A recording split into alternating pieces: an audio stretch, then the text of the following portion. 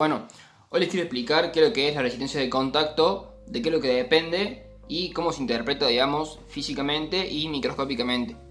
Así que nada, para que sea mucho más clara la explicación, se lo voy a explicar en un papel. Así que nada, empezamos.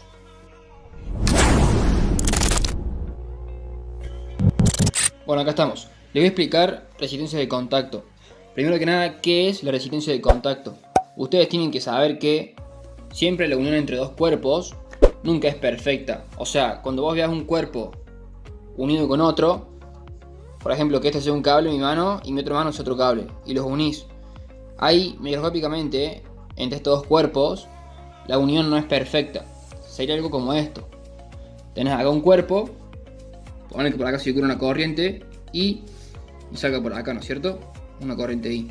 Y esto son dos cuerpos y por ejemplo pueden estar unidos acá por medio de una tuerca y un bulón. Hace de cuenta, ¿no? Bueno, ¿qué pasa? Si este bulón que une estos dos cuerpos no está lo suficientemente tensionado como para generar una buena presión, se genera entre estos dos puntos una resistencia de contacto, que justamente, como se ve ahí, se produce debido a las imperfecciones del cuerpo, independientemente de lo que le dije recién, que si esto está muy ajustado o no. O sea, afecta en más o menos medida, pero siempre va a haber una resistencia de contacto. Cuando se unen estos dos cuerpos, las partes en realidad que se unen son estos picos, y los otros puntos de unión se generan mini arquitos eléctricos. Entonces, esos arquitos eléctricos son los que producen el calentamiento que se ve a simple vista en los cuerpos. La suma de todos esos arcos, y si es un cuerpo que tiene mucha superficie con otro, internamente hay muchos arquitos chiquititos que, bueno, a la larga eso puede producir un accidente, un incendio, por ejemplo. Entonces, ¿cómo se calcula la resistencia de contacto? Básicamente se aplica la ley de Ohm. Si vos podés acá medir con un tester, por ejemplo, la diferencia de potencial entre estos dos puntos, y sabes cuál es el valor de la corriente que circula en estos dos cuerpos, aplicas básicamente la ley de Ohm. Sabes que la corriente es proporcional a la tensión e inversamente proporcional a la resistencia. Entonces la resistencia de contacto acá va a ser igual a B sobre I, a esta diferencia de potencia que tenés entre estos dos puntos y la corriente que circula.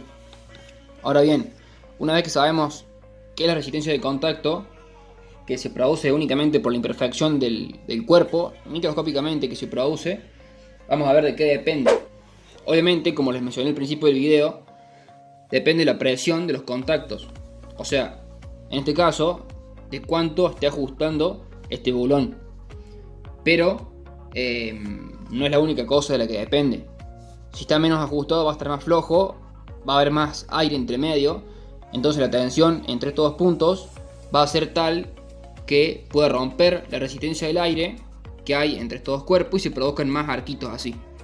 ¿Entendés? Bueno, también depende de la composición de las piezas en contacto, que sean químicamente iguales o parecidas. También obviamente de la forma y la selección. No es lo mismo tener, por ejemplo, en contacto dos cuerpos con forma de rectangular como estos dos de acá, o tenés dos círculos, por ejemplo. Todo depende. También la naturaleza del medio ambiente. Puede ser mucho más fácil o menos que el aire se ionice.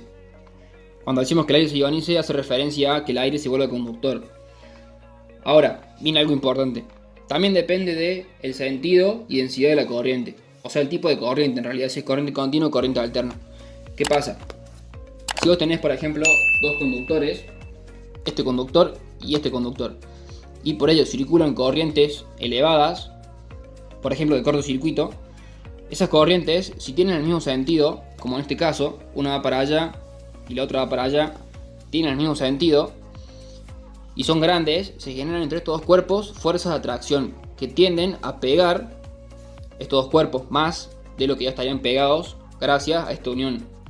Pero si estas corrientes circulan en sentido opuesto, por ejemplo que esta vaya para allá y la que sale por acá vaya para este lado, para allá, son corrientes en sentido opuesto. Entonces se generan esfuerzos electrodinámicos que se llaman, que tienden a repeler a los cuerpos. Entonces, si justamente circula una corriente en ese sentido y en el cuerpo de abajo en ese sentido, esas corrientes generan fuerzas que tienden a separar a los cuerpos.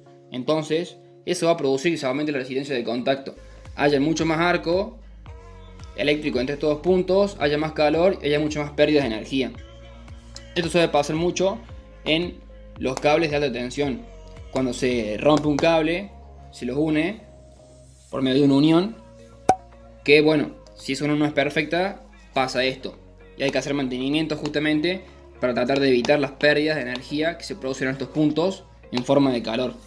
Si quieren conocer exactamente cómo funciona y la lógica de funcionamiento que tiene ese elemento de unión que les expliqué recién en los cables de alta tensión, vean este video. Lights they flicker and the candles glitter like you're in a thriller. Heart goes pound, pound, pound. Ghostly figures, they can get so bitter. Sure you want to until you can turn back.